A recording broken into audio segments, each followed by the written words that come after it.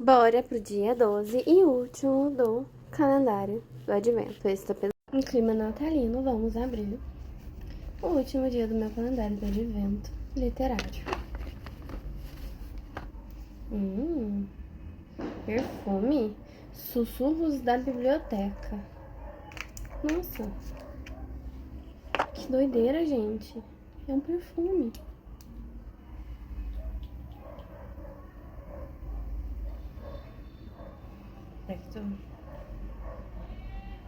Nossa, que cheiro gostoso.